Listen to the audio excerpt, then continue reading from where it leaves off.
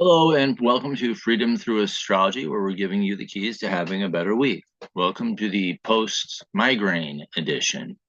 Did you ever get one of those migraine headaches where it feels like someone's driving an axe between their brain, two halves of your brain? Not fun. I don't even wish those on my worst enemy. This is freedomthroughastrology.com. I am your astrologer. My name is Donald Patak. There's my contact information, standard YouTube copyright, and my camera is still messed up from that update that Zoom did, and I haven't figured out how to make it work yet. They should spend less time worrying about AI and more time making sure their product doesn't mess people's computers up. Keys to the reading. I read astrology differently. I read astrology by the visible sky. It's also known as constellation-based astrology or true sidereal. In ancient times, astrologers were astronomers. So I'm telling you where the planets are actually in the sky at this moment and then interpreting them. Now, when you do that, you go from having 12 signs to 13 signs. The 13th sign, or the sign that is missing, is the sign of Ophiuchus. It's one of the larger constellations in this night sky, actually.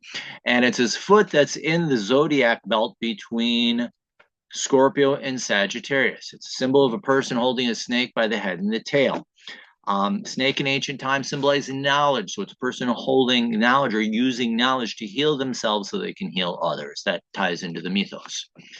I use the natural size of the constellations because Mother Nature, in her wisdom, made them all different sizes to emphasize their lessons.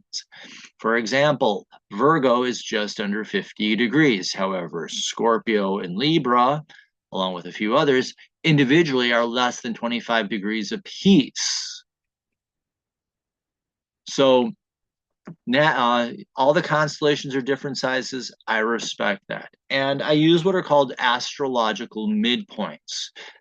This comes from my training with Athen Chimenti. I took his astrology course, and Athen noted that when he zoomed in on the IAU boundaries, that stars from one constellation, were in the over the boundary and put in the different constellation, which is not exactly right. So he looked at the zodiac belt, constellation A, constellation B, where the last bright stars, what's the halfway point. I like it. I think it's a little bit more accurate. Keys to the reading part two. I interpret using what is called evolutionary astrology, which says that the chart is giving you lessons to learn and that you have freedom of choice. There are some people who are very fatalistic. This planet doing this with this planet means doom and gloom, or can only mean happy and joy, or whatever. Versus this is a lesson. This is the ideal outcome or one of many possible ideal outcomes. And if you decide not to learn the lesson or make a different choice, this is what could happen. So I do that. This is the weekly edition. So these are universal lessons for all your fellow Earth travelers. So do have a little compassion on us. Dates are based on the Eastern U.S. time zone. As I live outside of Buffalo, New York, I'm operating within 1 degree of exact. So this is when the energies will be the most intense. If I went beyond that, I'd be overwhelmed and you'd be lost. And the software that I use is Capricorn by Prometheus. And these are the weekly transits for the week of September 15th through 21st, 2025. The sun began the week in Leo and is now in Virgo as of my recording this. The moon began the week in Gemini and it will go into Cancer, Leo, and then Virgo. So it's actually a fairly steady moon, all honesty. We will have the new moon eclipse in Virgo on Sunday, September 21st, and that will be exact around 1541 Eastern time, which is 3:41 in the afternoon. Our active planets in order of activity: Mercury, important week for learning and communication, then the sun, your core identity, and finally Venus, relationship to others, creativity, rest, etc. Those are the inner planets, and the outer planets are Uranus and Neptune, anchoring down a very powerful long transit that we will be dealing with for who knows when. Yeah, for a long time, honestly. And we have a retrograde parade going on of the outer planets, and that's Saturn, Uranus, Neptune, Pluto, and the asteroid of Chiron. So yeah, a lot retrograde merely means reflection. It's a time of reflection, reflect on the work and the learning that you're doing, and it's also a time of inner work. Whereas when a planet's moving forward, it's a little bit more external. So let's get my doodle tool going here. And as you can see, we have our week mapped out. God, my writing was horrible. Anything above this dotted line is a hangover or a holdover from last week. And so as you can see, we do have one transit from last week, that Venus Mars sextile. But in our outer planets, we have that long parade of Uranus. We do have Neptune playing in there, and we do have both of them are aspecting Pluto. So individuality and spirituality and inner transformation all working together, just to give you a simple summary of that. And if you look down here with the new transits, I mean, right there, a lot of mercurial energy, Mercury. So it can be fast, but we're looking at key lessons of learning and communication and the mental processes and ideally breakthroughs and transformations there. Secondly, we do have the sun, and I'm going to do this because Monday we did have the sun entering Virgo.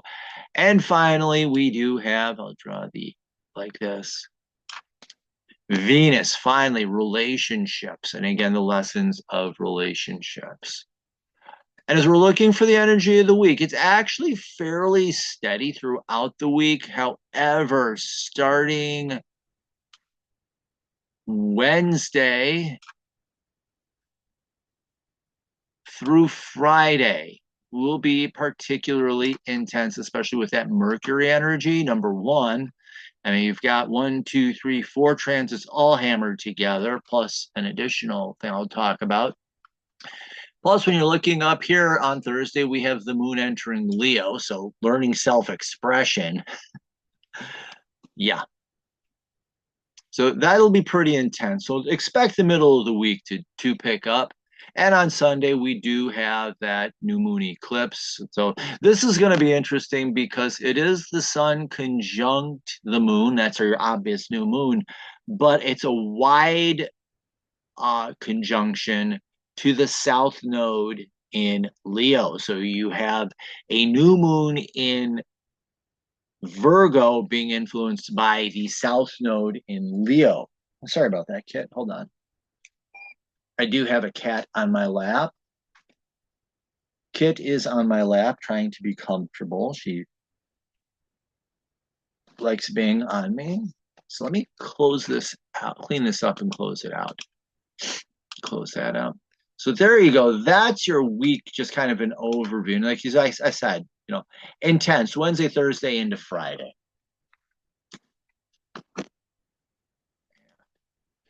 So these are the long transits that have been continuing. The first one we'll talk about is Neptune in Pisces, sextile Pluto retro and Capricorn. These are both retrograde, so this is internal work.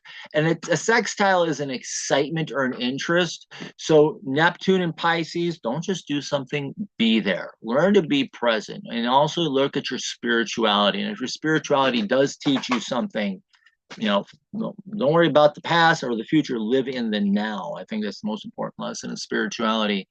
And how is that helping you with the work of transformation and doing the work of transformation and deep healing? And our spiritual journey ideally is a healing journey. So there's that. The shadow here is, yeah, I'll leave it at that. And then the shadow here, the Neptune and Pisces, you're trying to escape or you're falling for illusion and delusion and living in confusion. I don't know if I can rhyme anything else there. And that is feeding into this cynical attitude, cynical and control freak attitude. Pluto, just in its shadow, does descend into darkness, bitterness, nihilism. And the shadow of Capricorn is that control freak nature. So you're slipping into illusion and becoming a bit of a nihilistic control freak. And you can feel stuck, lonely, and isolated.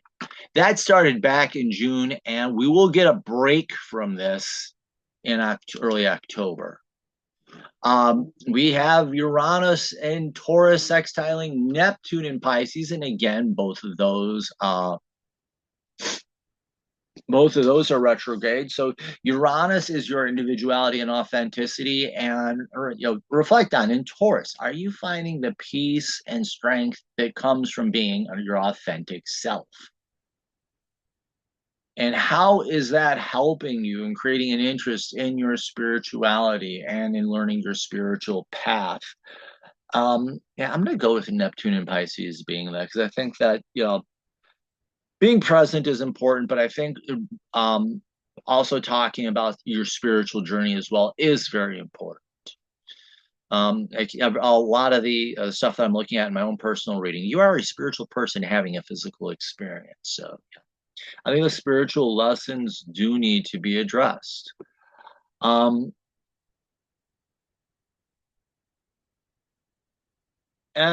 the shadow here, again, the shadow of Uranus is either pointless rebellion. We all know that person who does stuff just to poke and prod and just be eccentric and out there, get a reaction.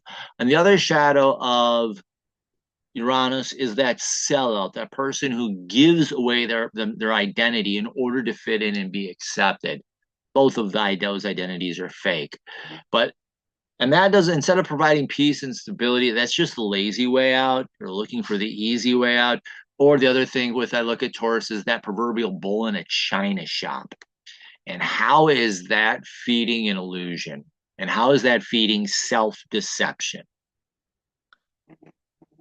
Okay, thank you for the updates. Thank you, cell phone. Oh, that's all weather stuff. Okay. No, I really don't care that Gaia has an AI module. Who cares about AI? And finally, we have this Uranus trining Pluto in Capricorn. So how is they're both a retrograde again, so this is a period of inner work. How is your individual journey helping you with your doing the work of deep healing and inner transformation? The more authentic you become, the more you heal, in a nutshell. When you're acting out or selling out, you're actually creating deeper wounds, creating a negative attitude, a pessimistic attitude, nihilism, cynicism, what have you. And again, that control freak nature, or the other shadow of, I like to think of the other shadow of Capricorn, lonely and isolated. Yeah, I'll go with that. Okay, and hanging over and holding over from last week. Holding over from last week began last week and is continuing into this week is Venus sextiling Mars. Venus in Leo, learning to express yourself in your relationships, sharing your creative nature, being seen by others. And how is that helping you to have the courage to learn? Mars in Virgo is either courage to learn or courage to improve. And ideally, you're finding out where in your relationships where you need to get better or where it would be good for you to get better, whether it's listening, giving the courage to listen or speak up for yourself, etc. Where is it you be better in your relationships and help deepen and strengthen your relationship skills? The shadow here is Venus gets slick and manipulative. And in Leo, it's a drama king or drama queen. The other shadow of Leo is the cowardly lion, the person who doesn't want to be seen. So you're trying to manipulate others to do your dirty work for you. And the shadow of Mars in Virgo is falling into the fear of unrealistic expectations. This can't be done, so why should I try it? Let me see if I can sucker somebody else into doing it for me, or if I can find a way to try to get out of it. And that just, again, holds you down and holds you back. And finally, we have the moon in Gemini. And again, the moon, emotionally and Gemini, curious. Emotional curiosity. Ideally, you're looking for new insights, new information, new ideas. Embrace curiosity. Emotionally, you're willing to get up, go out and learn. Um, the shadow here is getting stuck in old ideas or distracting yourself endlessly with mindless activity. It can leave you uninformed, out of touch, and just ignorant of what's going on around you. You know, you're missing the point. There we go. And with our new transits, okay, we have Mars and Virgo opposite Chiron. So Mars, as you're having this courage to learn, reflect on how that is helping you on your healing journey and helping you to release wounds. Chiron is retrograde. It is the asteroid of healing. It's also the ruler of Ophiuchus, side note. But in Pisces, you're able to see the wounds and understand them or perceive them from a higher level, so you can also heal them and let them go and release them. So this journey here is reflecting on that healing journey and what you're learning and how this learning is helping you to heal. The shadow here is falling into fear of those unrealistic expectations. And instead of healing the wounds, you become the wound, identify the wound, refuse to heal, or even wound others.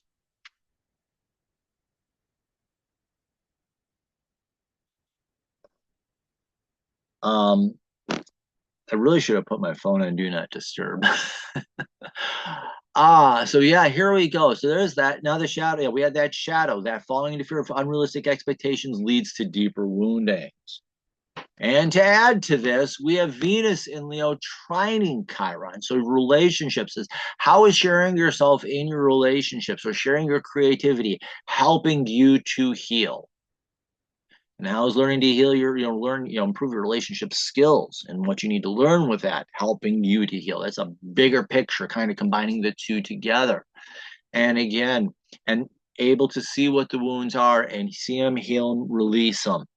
And then the shadow here is being slick and manipulative. How can I get others to do the work for me? Or how can I control others?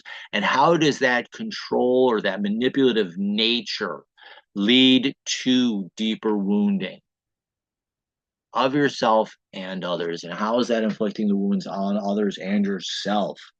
Um, and it can leave you feeling inadequate and empty.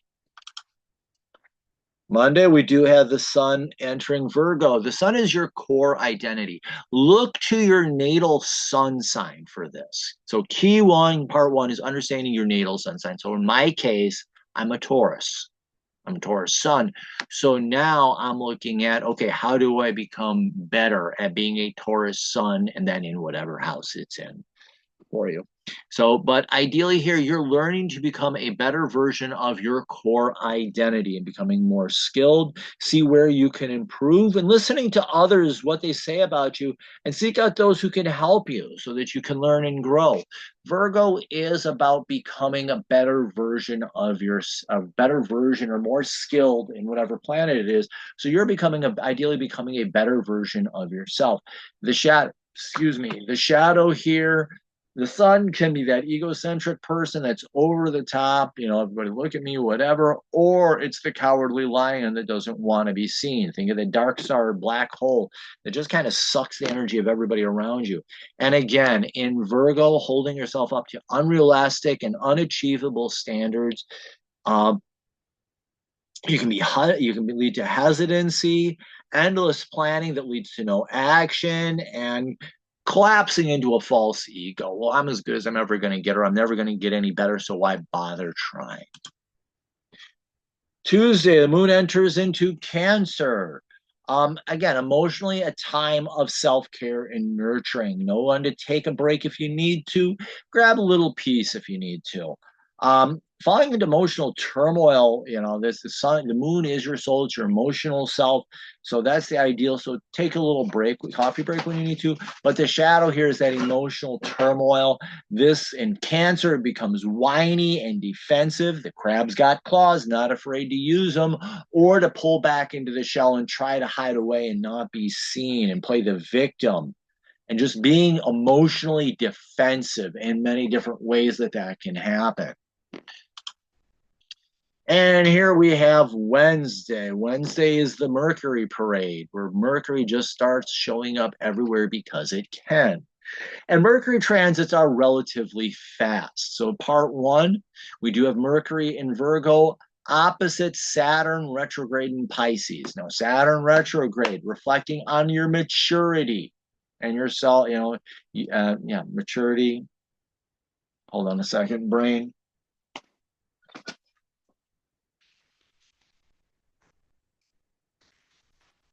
Yeah, your maturity, self-discipline, your integrity.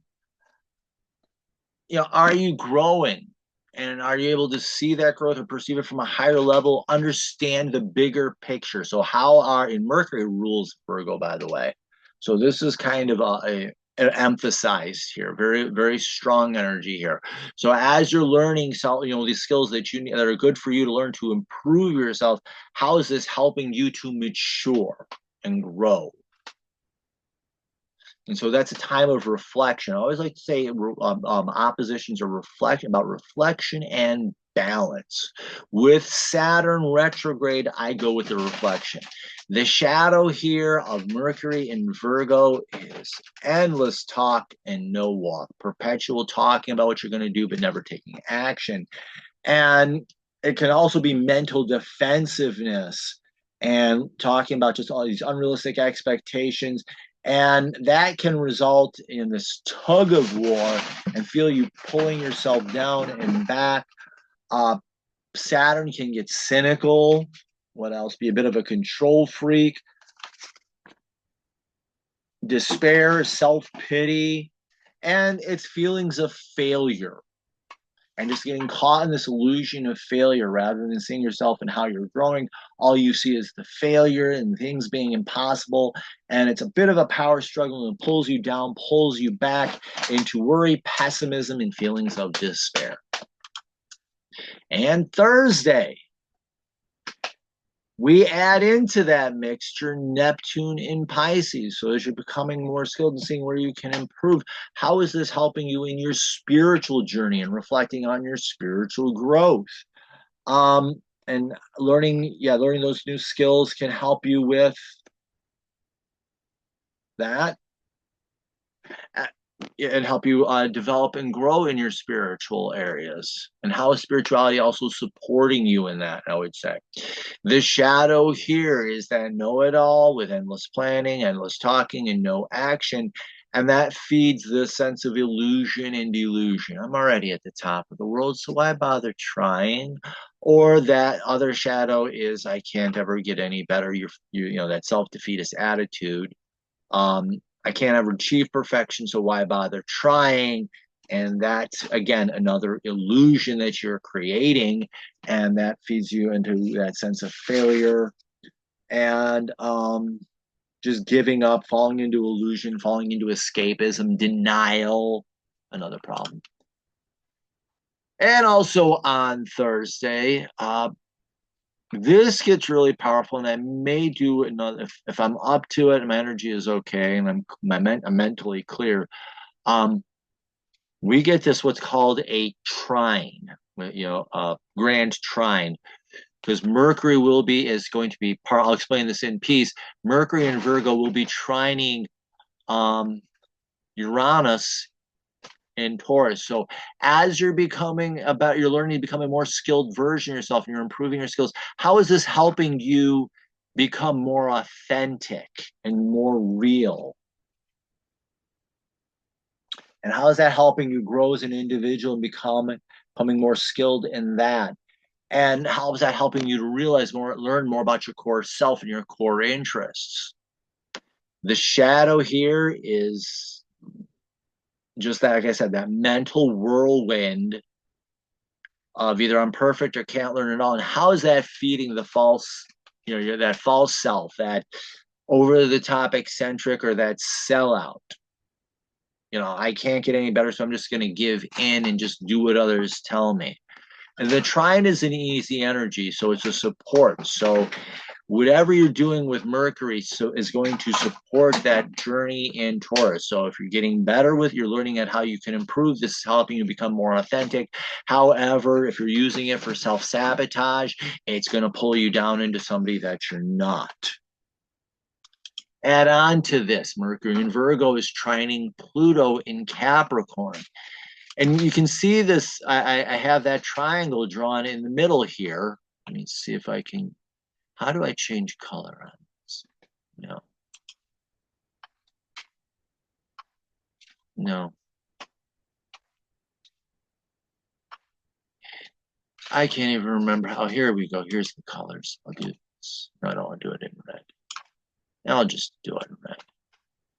What I'm drawing here, we have that triangle in the middle. So this whole journey, everything you're doing right now with Mercury is supporting your journey on authenticity. It's also supporting that journey, the skills that you're learning and you're becoming better, is supporting the work of inner transformation and inner healing. And again, as you become more authentic, that helps. So it's really feeding, all these three energies are feeding together and helping you to support that, you know, this lifetime journey on becoming more real and healing these deep inner wounds. Likewise, let's see. So did I have, let me see if there's anything to that. Yeah. Mental breakthroughs can help you face the deep inner self better and help with that transformational work. Now, the shadow here is, again, as you go into that 90-mile-an-hour shutdown for whatever reason, leads to deeper wounding. So if you're not learning, you're hurting. And it feeds that sense of cynicism, that nihilism, and that despair and feelings of loneliness.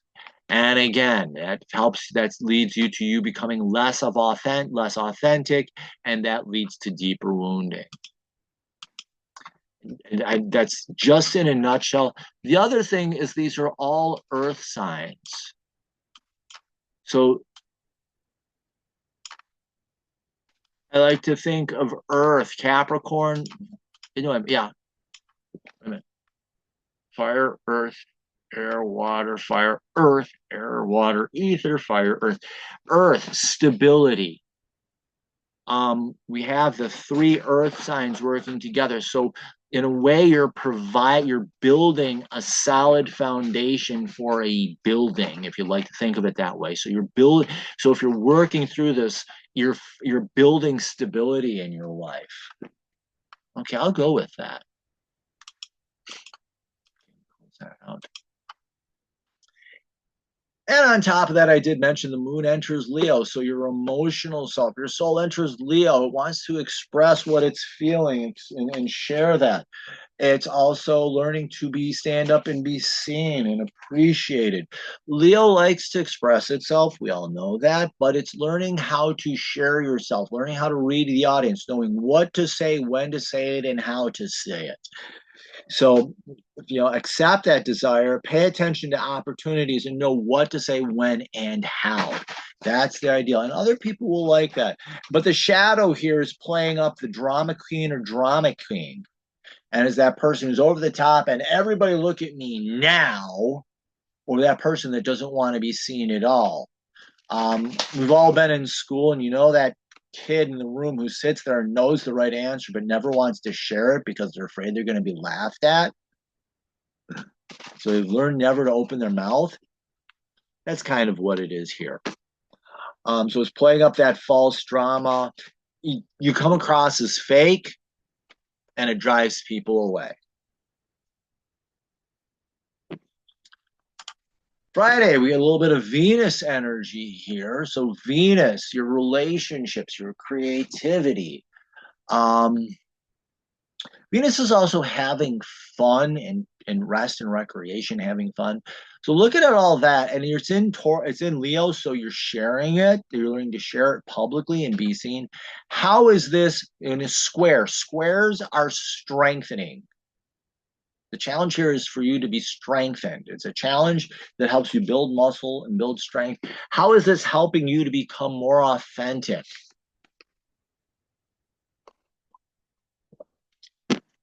That's the ideal. So, learning to express yourself can strengthen your individuality and authenticity and create deeper connections with others. As you learn to do that, how are you learning? Almost like thinking that this is how are you learning to share your authentic self and the challenge of sharing your authentic self. And that helps build it up. And people will like say, hey, that's cool. I didn't know that about such and such. That's really neat. Of course, the shadow here is you feeding the fake self to the world. And instead of strengthening, it becomes a crushing burden. The kittens are playing, and I just heard a weird noise. Okay. And again, it's being manipulative and lazy and trying to control people. And that's a struggle. And in that you lose your individuality and become something that you're not. And it's shallow, it's meaningless, and you could just become another face in the crowd. It's like, yeah, this person's just doing that. Ignore them. So this trying to control others becomes a crushing burden that destroys your ability to be who you really are. Saturday, Sun and Virgo opposite, excuse me, Saturn. Hold on a second.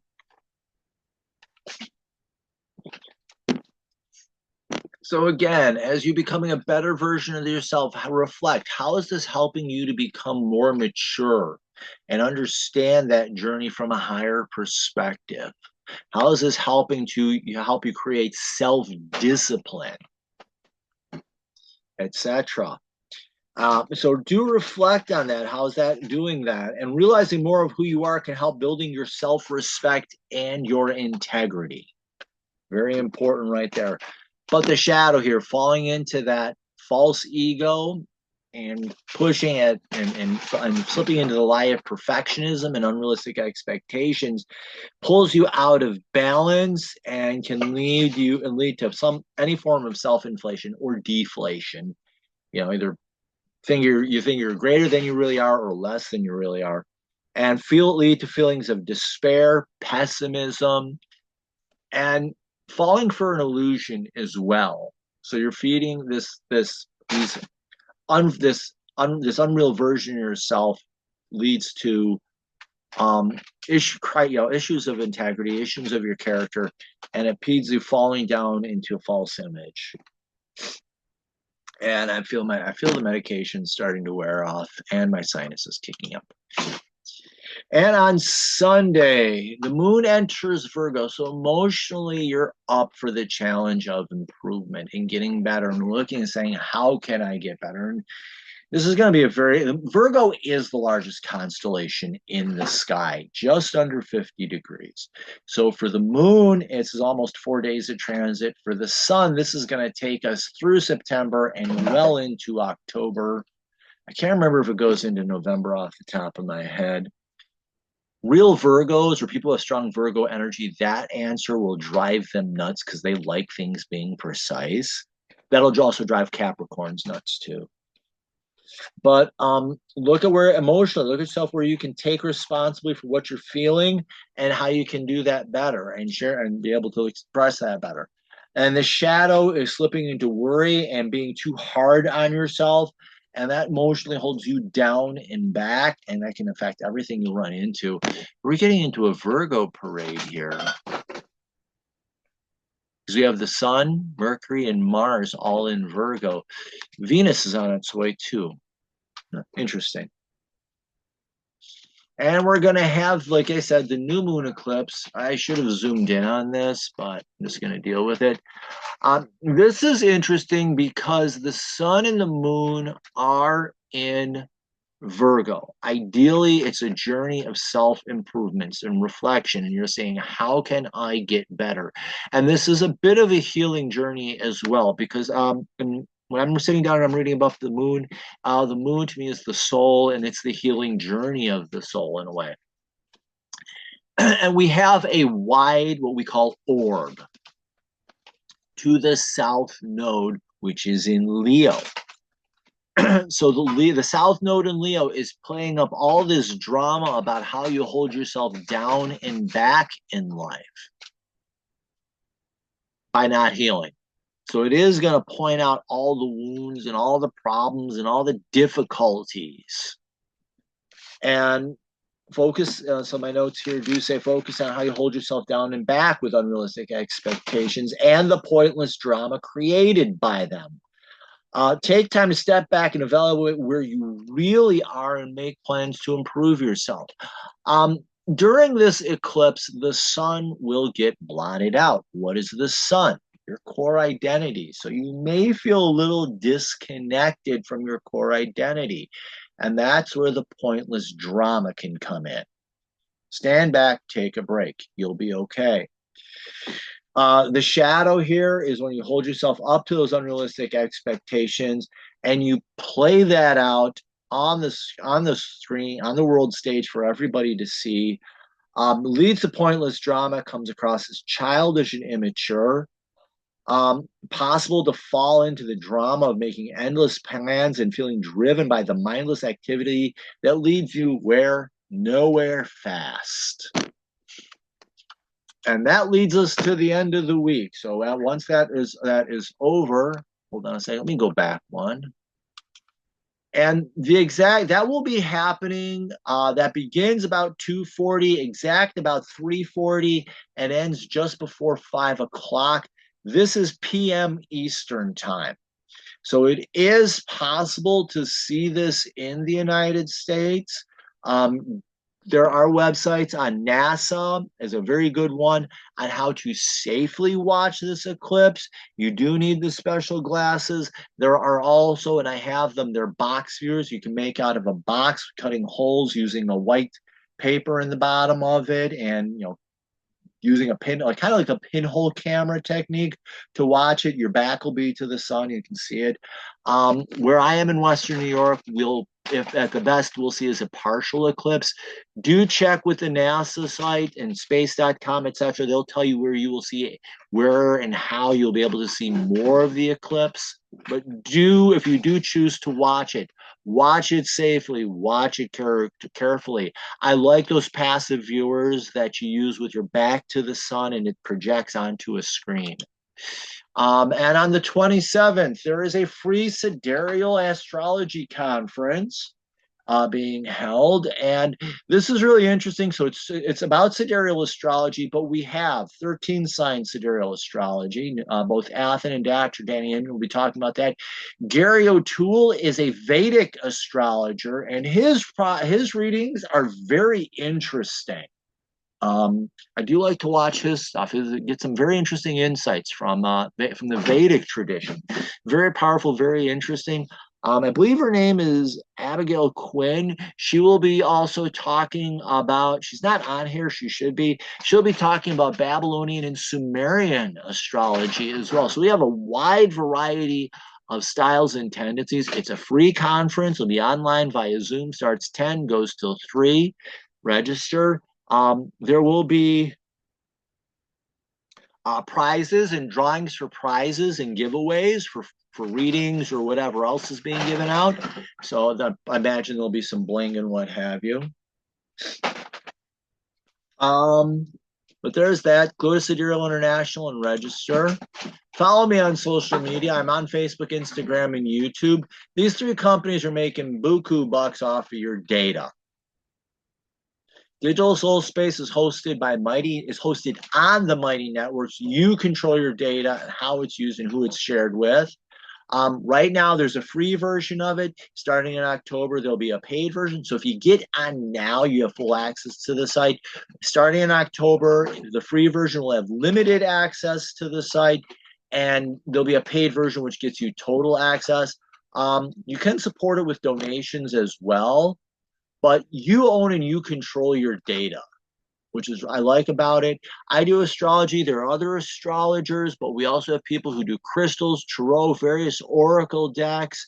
I know we have several people who practice Wicca, Norse, and other pagan traditions and Native American traditions as well.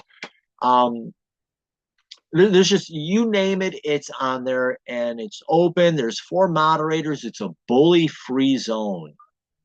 If you've got a question about something somebody says, turn it over to the moderators, let them handle it. And yes, people have been removed from the site. They make no problems with that. I do readings in packages. Quick Six helps you understand how your chart changes, and it's 6 key points off your chart to give you a solid foundation to start with. I do full birth and natal readings, and with evolutionary astrology, that is your birth contract. It's who you came here to become, it's your end all goal. It's who you're striving to become. I do a karmic or a past life reading as well. Uh, so if you're wondering why certain patterns or certain things keep happening to you, this reading can help you understand it. And I do 1 month, 3 month, and 1 year horoscopes. 1 year is 12 months, any 3 months, any 12 months in a row. 3 months is any 3 months in a row. The 1 month is either first of the month to the last of the month, or new moon to new moon. Whichever you choose, I'm good with it. And I do have packages which combine these. The packages have a 10% discount built in. Like, follow, share. When you're on my website, if you see that, get the pop up. Just give me an email address. You get my free once a week email newsletter with summary of the transits and other insights not available anywhere else. I do have a blog on there which I share things, deeper insights. So do like, follow, share, sign up for the newsletter, and thank you very much. Have the best possible week. And remember, in the visible life, your sky changes.